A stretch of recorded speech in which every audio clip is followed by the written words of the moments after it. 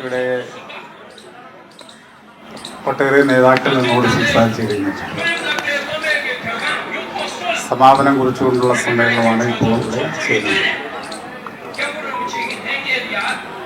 നമ്മൾ ചെയ്യുന്ന സമരം എന്തിനു വേണ്ടിയാണ് എന്നുള്ളതും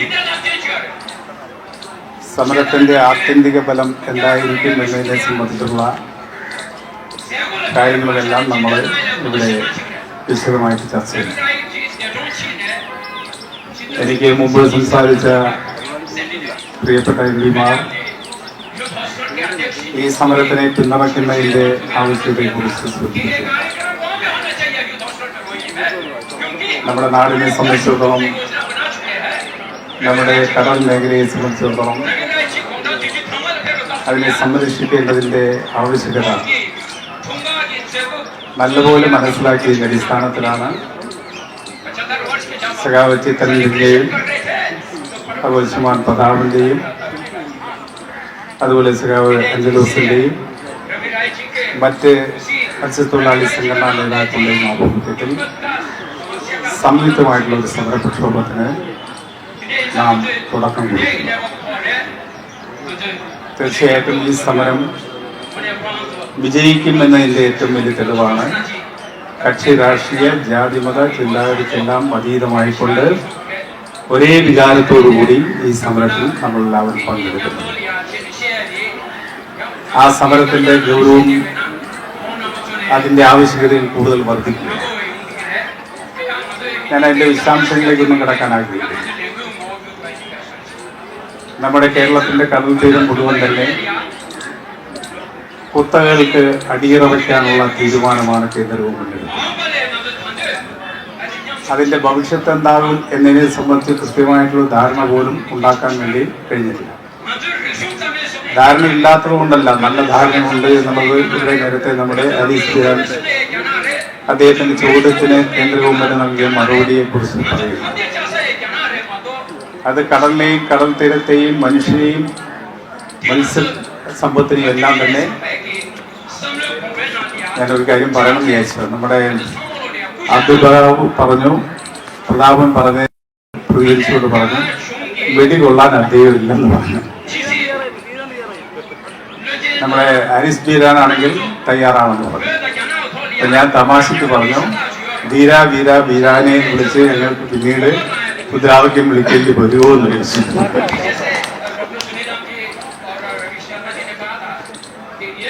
ആ സമരത്തിന്റെ ഗൗരവമാണ്. അദ്ദേഹം പറഞ്ഞത് സമരം കുറച്ച് കണ്ടുകൊണ്ടല്ല, എന്നാൽ ഈ സമരത്തിന് എല്ലാവരുടെയും പിന്തുണയും സഹകരണവും ഉണ്ട് എന്നുള്ളത് ഈ സമരത്തിന്റെ പ്രത്യേകതയാണ്. ഇവിടെ നമ്മുടെ പ്രകൃതിയെ അമിതമായി ചൂഷണം ചെയ്യുന്നതിനെ കുറിച്ചുള്ള കാര്യങ്ങളെല്ലാം തന്നെ സംസാരിച്ചിരുന്നു.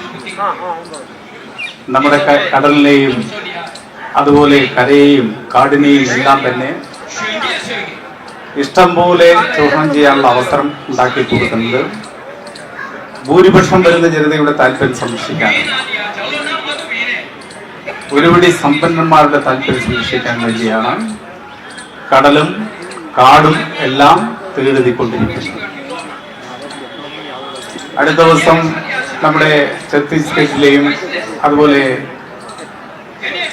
മറ്റ് ട്രൈബൽ ഏരിയയിലേക്ക് ആളുകൾ ഇവിടെ സമരം ചെയ്യുക. ആ സമരം ചെയ്യാൻ കാരണം ആദിവാസി മേഖല മുഴുവൻ തന്നെ വലിയ കോർപ്പറേറ്റുകൾക്ക് ധനം ചെയ്യാൻ വേണ്ടി ആദിവാസികളെ അവിടെ ആട്ടിപ്പായിച്ചു. ജാർഖണ്ഡിലും ഛത്തീസ്ഗഡിലും ഇവിടെ നേരത്തെ സൂചിപ്പിച്ച പോലെ അവിടെ ലക്ഷദ്വീപിലും അൻഡമാൻ നിക്കോബാർ ദ്വീപിലും എല്ലാമുള്ള ആദിവാസികളുടെ ജീവിതം തകർത്തുകൊണ്ടാണ് കോർപ്പറേറ്റുകൾക്ക് ഇഷ്ടം പോലെ ആ പ്രകൃതി വിഭവം കൊള്ളയടിക്കാനുള്ള അവസരം ഉണ്ടായിക്കൊടുക്കുന്നത്. അങ്ങനെ കൊള്ളയടിക്കാൻ കോർപ്പറേറ്റുകൾക്കും സമ്പന്നർക്കും അവസരം ഉണ്ടാക്കി കൊടുത്തുകൊണ്ട് ഭൂരിപക്ഷത്തെയും അവരുടെ ജീവിതാവസ്ഥയിൽ നിന്നും മാറ്റിമറിക്കാനുള്ള ശ്രമമാണ് കേന്ദ്ര ഗവൺമെന്റ്. അതിനെതിരായിട്ടുള്ള ശക്തമായ സമരവും പ്രക്ഷോഭവുമാണ് നമുക്ക് രാജ്യത്ത് വളർന്നു വരുന്നത്.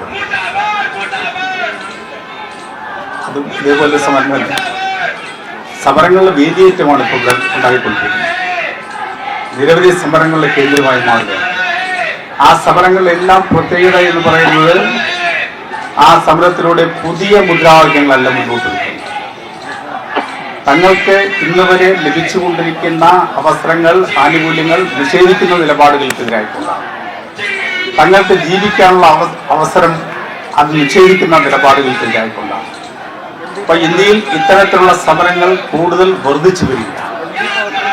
ആ വർദ്ധിച്ചു വരുന്ന സമരങ്ങളെ തീർച്ചയായിട്ടും ഗവൺമെന്റിനെ മാറ്റി ചിന്തിപ്പിക്കാൻ ഇടയാകും എന്നാണ് നാം കരുതുന്നത്. എന്നാൽ ഇന്ന് കേന്ദ്രം ഭരിച്ചുകൊണ്ടിരിക്കുന്ന ഭരണകൂടം, നരേന്ദ്രമോദിയുടെ നേതൃത്വത്തിലുള്ള ഭരണകൂടം, അങ്ങനെ ജനങ്ങളുടെ സമരങ്ങൾക്ക് മുമ്പിൽ അവര് ചർച്ച ചെയ്യാനോ അല്ലെങ്കിൽ അത് മനസ്സിലാക്കാനോ തയ്യാറാകാതെ അവരുടെ ഇച്ഛയ്ക്കനുസരിച്ചുകൊണ്ടുള്ള ഭരണം മുന്നോട്ട് കൊണ്ടുപോവുകയാണ്. തങ്ങളുടെ താല്പര്യം സംരക്ഷിക്കാൻ കോർപ്പറേറ്റുകളെ സഹായിക്കുക എന്നുള്ള നിലപാടാണ് കേന്ദ്ര ഗവൺമെന്റ് സ്വീകരിക്കുന്നത്. കാരണം തങ്ങൾക്ക് ആവശ്യമുള്ളതെല്ലാം തന്നെ തരുന്നത് കോർപ്പറേറ്റുകളാണ്. ഇവിടെ ഭൂരിപക്ഷം വരുന്ന ജനത എങ്ങനെ തകർന്നടിഞ്ഞാലും അവർക്ക് പ്രശ്നമില്ല. വളരെ ന്യൂനപക്ഷം വരുന്ന കോർപ്പറേറ്റുകളുടെ താല്പര്യം സംരക്ഷിക്കുകയും അതുവഴി തങ്ങളുടെ താല്പര്യം സംരക്ഷിക്കാൻ കഴിയുമെന്ന് തെളിയിച്ചുകൊണ്ടാണ് ഈ ഭരണം മൂന്നാം വട്ടവും അധികാരത്തിൽ വന്നത്. നമുക്കറിയാം, 18ാം ലോക്സഭാ തെരഞ്ഞെടുപ്പ് കഴിഞ്ഞതോടുകൂടി വീണ്ടും അധികാരത്തിൽ വന്ന മോഡിയുടെ നേതൃത്വത്തിലുള്ള BJP ഗവൺമെന്റ് സർവനാശത്തിലേക്ക് നമ്മുടെ രാജ്യത്തെ നയിച്ചുകൊണ്ടിരിക്കുകയാണ്. ആ സർവനാശത്തിലേക്ക് നമ്മുടെ രാജ്യത്തെ നയിക്കുന്ന നിലപാടുകൾക്കെതിരായിക്കൊണ്ട് എല്ലാ ശക്തികളും ഒന്നു ചേർന്നുകൊണ്ടുള്ള വലിയ പോരാട്ടം നടത്തേണ്ട ഒരു സന്ദർഭത്തിലാണ് നമ്മുടെ കേരളത്തിലെ മത്സ്യത്തൊഴിലാളികൾ, അവരുടെ സംഘടനകൾ ഒന്നിച്ചു ചേർന്നുകൊണ്ട് കേരളത്തിന്റെ കടലിലെയും ആ കടൽ തീരത്ത് ജീവിക്കുന്ന മനുഷ്യരുടെയും ജീവിതം സംരക്ഷിക്കാൻ വേണ്ടിയുള്ള പോരാട്ടം ഏറ്റെടുത്തിരിക്കുന്നു. നമുക്കറിയാം, നമ്മുടെ കേന്ദ്ര ഗവൺമെന്റ് ഖജനാവ് നിറയ്ക്കുന്നതിൽ ഏറ്റവും പ്രധാനപ്പെട്ട ഒരു റോള് നിർവഹിക്കുന്നവരാണ് കേരളത്തിലെ മത്സ്യത്തൊഴിലാളികൾ. കേരളത്തിന്റെ മത്സ്യസമ്പത്ത് കയറ്റി അയച്ച് കിട്ടുന്നതിന്റെ ഗണ്യമായ ഭാഗം പോകുന്നത് കേന്ദ്ര ഖജനാവിലേക്കാണ്. ഏകദേശം 15,000 കോടിയോളം രൂപയുടെ വരുമാനമാണ് നമ്മുടെ കേരളത്തിന്റെ കടൽ തീരത്ത് നിന്നും സമ്പാദിക്കുന്നത്. അതിൽ 8,000-ൽ പരം കോടി രൂപ പോകുന്നത് ഇന്ത്യൻ ഖജനാവിലേക്കാണ്. അങ്ങനെ ഇന്ത്യൻ ഖജനാവ് നിറയ്ക്കുന്ന കേരളത്തിലെ മത്സ്യത്തൊഴിലാളികളും ആ മത്സ്യസമ്പത്തുമെല്ലാം കൊള്ളയടിക്കാൻ വേണ്ടി ഒരുപടി കുത്തകകൾക്ക് നൽകാൻ വേണ്ടിയുള്ള തീരുമാനം തിരുത്തി കുറിക്കാൻ വേണ്ടിയുള്ള വലിയ പോരാട്ടം നമുക്ക് ഇനിയും ഏറ്റെടുക്കേണ്ടി വരും. അത് ത്യാഗപൂർവമായുള്ള സമരമാണ് നാം നയിക്കേണ്ടത് എന്നുള്ള സൂചനയാണ് പ്രതാപനുൾപ്പെടെയുള്ള ആളുകൾ ഇവിടെ നൽകിയത്. ആ ത്യാഗപൂർണമായ സമരം നടത്തുമ്പോൾ തീർച്ചയായിട്ടും നമ്മുടെ നാടിന്റെ ആകെ പിന്തുണയും സഹകരണം നേടിയെടുക്കാൻ വേണ്ടി കൂടി നമുക്ക് കഴിയേണ്ടത്. അതാണ് ഇവിടെ പറഞ്ഞത്. നമ്മുടെ ബഹുമാനായ മുഖ്യമന്ത്രിയും അതുപോലെ മറ്റ് MP-മാരും എല്ലാ രാഷ്ട്രീയ പാർട്ടിക്കാരും ഈ സമരത്തിന്, ത്യാഗപൂർവമായ സമരത്തിന് എല്ലാവിധത്തിലുള്ള പിന്തുണയും സഹകരണവും നൽകാൻ വേണ്ടി തയ്യാറായിട്ട്, തീർച്ചയായിട്ടും നിങ്ങളുടെ അവകാശങ്ങൾക്ക് വേണ്ടിയുള്ള സമരം കേവലം മത്സ്യത്തൊഴിലാളികളുടെ അവകാശം മാത്രമല്ല, നമ്മുടെ നാടിന്റെ ആകെ അവകാശത്തിന് വേണ്ടിയുള്ള പോരാട്ടമാണ് എന്ന് തിരിച്ചറിഞ്ഞുകൊണ്ട് ആ പോരാട്ടം വിജയിപ്പിക്കുന്നതിന് വേണ്ടിയുള്ള പ്രവർത്തനങ്ങളിൽ ജനപ്രതിനിധികൾ എന്ന നിലയിൽ ഞങ്ങളുടെ എല്ലാ വിധത്തിലുള്ള സഹായ സഹകരണവും പിന്തുണയും ഉണ്ടാകും എന്ന് നിങ്ങൾക്ക് ഉറപ്പു നൽകിക്കൊണ്ട് നിങ്ങൾ നടത്തുന്ന ഈ ത്യാഗപൂർവമായ സമരം വിജയത്തിലെത്തും എന്നുള്ള കാര്യത്തിൽ യാതൊരു സംശയവുമില്ല. വിജയത്തിലെത്തിക്കാൻ വേണ്ടിയുള്ള പ്രവർത്തനമായിട്ട് മുന്നോട്ട് പോകണം എന്നുകൂടി അഭ്യർത്ഥിച്ചുകൊണ്ട് ഇവിടെ സമാപനം, ഈ മാർച്ചിന്റെ സമാപനം കുറിച്ചുള്ള സമ്മേളനം മാത്രമാണ് ഇവിടെ നടക്കുന്നത്. സമരം തുടർന്നുകൊണ്ടേ ഇരിക്കുക. ഇപ്പോൾ സമാപനം കുറിച്ചുകൊണ്ടുള്ള സമ്മേളനം മാത്രമാണ് അവസാനിക്കുന്നത്. നമ്മുടെ സമരം തുടരുക തന്നെ വേണം. ആ തുടരുന്നതിന് നിങ്ങൾ കഴിയട്ടെ എന്നുകൂടി പറഞ്ഞുകൊണ്ട് ഇവിടെ എല്ലാവരും നല്ല കൂട്ടായ്മയുണ്ടായിട്ടുണ്ട്.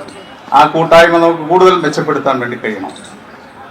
ഒരു മനുഷ്യൻ പോലും മരിക്കാതെ തന്നെ നമ്മുടെ സമരം വിജയിപ്പിക്കാൻ വേണ്ടിയുള്ള ഇച്ഛാശക്തി നമുക്കുണ്ടാകാം എന്നുകൂടി സൂചിപ്പിച്ചുകൊണ്ട് ഈ സമരത്തിൽ പങ്കെടുത്ത മുഴുവൻ സമരസഖാക്കളെയും ഒരിക്കൽ കൂടി ഊഷ്മളമായി അഭിവാദ്യം ചെയ്തുകൊണ്ട് നിങ്ങളുടെ എല്ലാവരുടെയും അനുവാദത്തോടുകൂടി ഈ മാർച്ചിന്റെ സമാപനം കുറിച്ചുള്ള സമ്മേളനം ഔപചാരികമായി ഉദ്ഘാടനം ചെയ്തുകൊണ്ട് ഞാൻ ചെറിയ വാക്കുകൾ നിർത്തുന്നു. അഭിവാദ്യങ്ങൾ നൽകുന്നു.